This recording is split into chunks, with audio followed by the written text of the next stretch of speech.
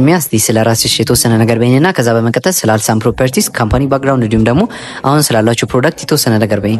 እሺ አመሰግናለሁ። እንኳን ደህና መጣ። ሰናይት እባላለሁ። በአልሳም ሪል ስቴት የሽያጭ ባለሙያ ሱፐርቫይዘር ነኝ።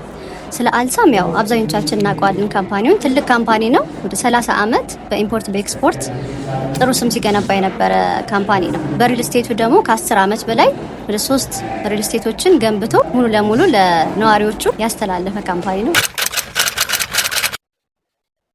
የመጀመሪያ ሳይታችን ቦሌ ሊና ሳይት ይባላል። ወደ 2 ብሎኮች ወደ 44 ቤቶች ፉል ፊኒሽድ አድርገን ከባለ 1 ሜንታ እስከ 4 ሜንታ ድረስ አስረክበናል ወደ ፍሬንድሺፕ ሆቴል።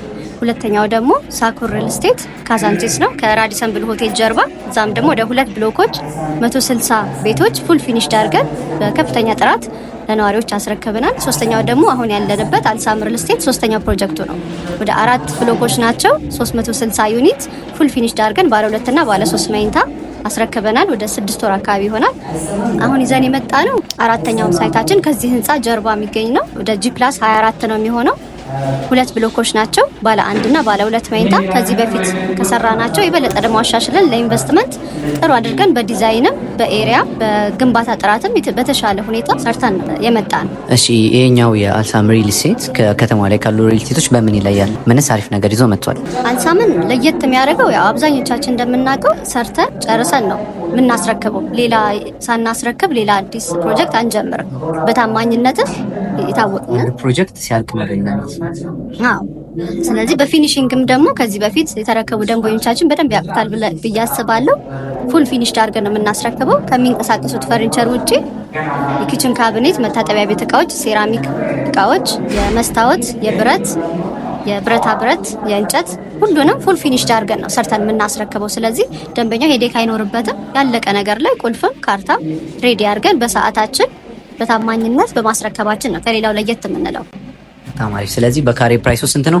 ዝቅተኛው ፕራይሳችሁ ስንት ነው ያለው? ባለ ስንት መኝታ ነው? አሁን እንዳጋጣሚ ጥሩ ሰዓት ነው የመጣው። ፕሮሞሽናል ፕራይስ ላይ ነው የመጣው። ወደ 3 ሳምንታችን ለሽያጭ የቀረብ ነው። ስለዚህ ባለ 1 መኝታ 85 ካሬ ነው። ባለ 2 መኝታ ደግሞ 147 ካሬ ነው።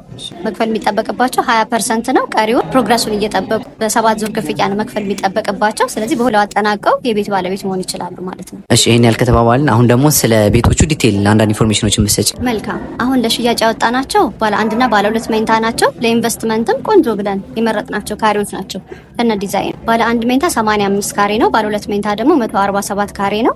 ቅድሚያ 20% ብቻ ነው መክፈል የሚጠበቅባቸው። ከ2.8 ሚሊዮን ብር ጀምሮ አቬለብል ነው ማለት ነው። ቤቶቹ ፉል ፊኒሽድ አድርገን ነው የምናስረክባቸው። ቅድም እንዳልኩ ለምን ያክል ጊዜ ነው ክፍያው መጠናቀቅ ያለበት? ማስረከቢያ ጊዜያችሁስ ምን ያክል ነው? በ2 አመት ተኩል ነው። አሁን ወደ ኤክስካቬሽን ላይ ነው ያለው። ኦልሞስት ፋውንዴሽን ልንጀምር ነው። በ2 አመት ተኩል እናስረክባለን ማለት ነው። በቀጣይ ቪዲዮ እስከምንገናኝ ይሄንን አካውንት ላይክ እና ሰብስክራይብ ማድረግ እንዳትረሱ።